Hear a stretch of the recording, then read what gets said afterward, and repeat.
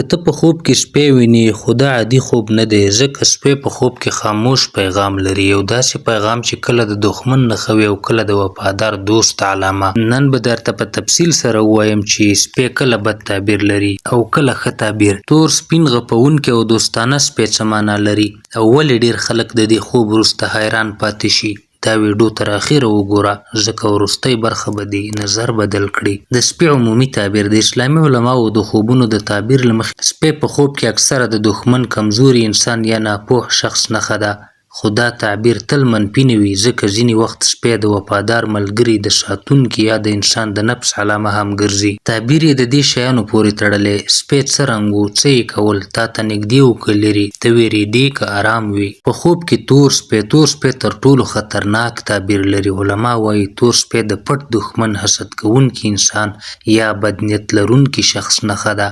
که تور سپی تا پسې منډې وهي، څوک ستا بد غواړي، که غاپي، بدې خبرې، بد شهرت، که ودې خوري، تا ته به ضرر رسیږي. دا خوب خبرداری دی چې بې پروا مه اوسېږه. سپین سپی دومره بد نه دی، دا ښایي یو انسان چې ظاهره کې ښه دی خو زړه کې کمزوری یا بې جرأته دی. که سپین سپی دوستانه وي، وفادار خو کمزوري ملګري معنا لري. که یوازې ولاړ وي، یو صادق خو بې اثره انسان. که غاپي، ښه انسان خو ژبه یې بده ده. دوستانه سپی. که سپی تا سره لوبې کوي، لکۍ خوروي، تا ساتي، نو دا تعبیر لري وفادار دوست، صادق ملګری یا داسې څوک چې ستا ملاتړ کوي. دا خوب ډیر کم راځي خو ډیر ارزښت لري. غپونکی سپی. غپونکی سپی د ژبې خطر دی، یعنی څوک ستا غیبت کوي، بدې خبرې درپسې کوي، ستا عزت ته زیان رسوي. که سپی یوازې غاپي خو رانږدې کېږي نه، ځینې خبرې شته خو تا ته زیان نشي رسولی. د سپي خوړل.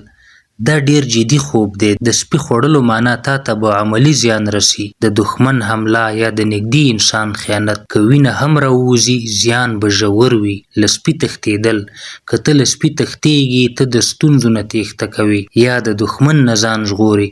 که بریالی شي، الله به دې وساتي، که یې ونیولې، ستونزه به مخې ته راشي. سپی په کور کې. دا خطرناک تعبیر لري، یعنی دښمن ستا په خپلوانو کې دی یا نږدې ملګری ناسم نیت لري، خصوصا که سپی په کور کې آزاد ګرځي یا ستا ترڅنګ ویده وي. د سپي وژل. دا ډیر قوي تعبیر لري. معنی یې دا ده پر دښمن بریا، د ستونزو ختمېدل، د بد انسان نه خلاصون. که سپی تا وژلی وي، الله به دې مرسته وکړي. دیني نصیحت. که دا خوب دې لیدلی وي، صدقه ورکړه، آیت کرسي ولوله، سهار او ماښام اذکار مه هېروه. رسول الله صلی الله علیه وسلم فرمایي ښه خوب د الله له طرفه دی، بد خوب د شیطان له طرفه. پای. سپی په خوب کې ساده نښه نه ده، دا یا خبرداری دی یا ساتنه یا ازموینه. که نور داسې تعبیرونه غواړې او دا ویډیو درته ګټوره وي، چینل سبسکرایب کړه، ویډیو شریکه کړه او تبصره کې خپل خوب ولیکه. الله دې خیر درکړي.